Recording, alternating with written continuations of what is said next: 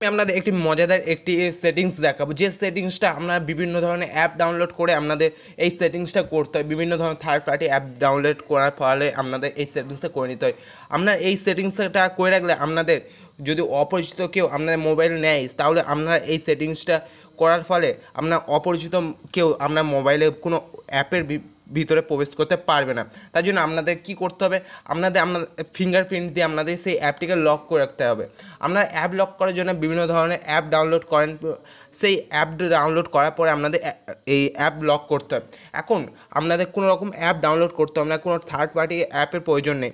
এখন শুধুমাত্র আপনাদের মোবাইলে একটি সেটিংস অন করতে হবে, সেই সেটিংসের ফলে আপনাদের যে কোনো অ্যাপ লক করে নিতে পারেন, যেমন ফেসবুক, ইনস্টাগ্রাম, টুইটার ইত্যাদি সকল ধরনের অ্যাপ আপনারা লক করে নিতে পারেন। তার জন্য আপনাদের কী করতে হবে, সবার প্রথমে চলে আসতে হবে সেটিংসে আসার পর আপনারা নিচের দিকে চলে আসবেন। আসার পরে এখানে দেখতে পাবেন ফিঙ্গারপ্রিন্ট অ্যান্ড পাসওয়ার্ড। ফিঙ্গারপ্রিন্টে ওপরে যখন আসবেন, আসার পর দেখতে পাবেন প্রাইভেসি অ্যান্ড অ্যাপ, এই যেটা আমরা আসবেন। আসার পর আপনারা এখান থেকে আপনাদের যদি মোবাইলে ফিঙ্গারপ্রিন্ট দিয়ে লক করা থাকে, তাহলে এটিকে আনলক করে নিতে হবে আপনাদের। আনলক করে নেওয়ার পর আপনারা দেখতে পাবেন এখানে বিভিন্ন ধরনের অ্যাপ শো করবে। এখান থেকে আপনারা যে অ্যাপটিকে ওপরে সিলেক্ট করতে চান বা এই টিকটা ইউজ করতে চাই, সেই অ্যাপটিকে এখান থেকে সিলেক্ট করে নেবেন। ধরুন আমি এখান থেকে যে কোনো অ্যাপের ওপর সিলেক্ট করতে চাইছি। আমি সাপোজ ধরুন আমি এখান থেকে গুগল প্লে স্টোরটিকেই ওপেন করলাম বা গুগল প্লে স্টোরটিকেই শো করালাম, মানে টিকটাকে ইউজ করব।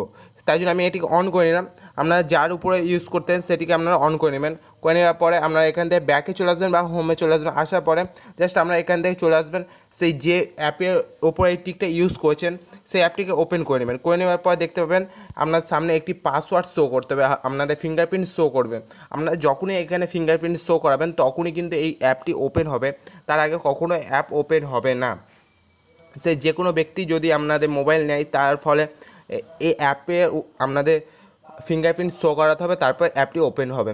যেমন আমি এখন ফিঙ্গারপ্রিন্ট শো করাচ্ছি, সঙ্গে সঙ্গে কিন্তু আমাদের অ্যাপটি ওপেন হয়ে গেল। এই ছিল আজকের ভিডিও। যদি আমাদের ভিডিওটি আপনাদের উপকার হয় এবং হেল্পফুল হয়ে থাকে, অবশ্যই ভিডিওটিকে সাপোর্ট করুন এবং আমাদের চ্যানেল যদি ফার্স্ট টাইম এসে থাকেন, আমার চ্যানেলটিকে সাবস্ক্রাইব করে রাখুন এবং পাশে আসা বেল আইকনটিকে প্রেস করে রাখুন নিত্য নতুন ভিডিও পাওয়ার জন্য।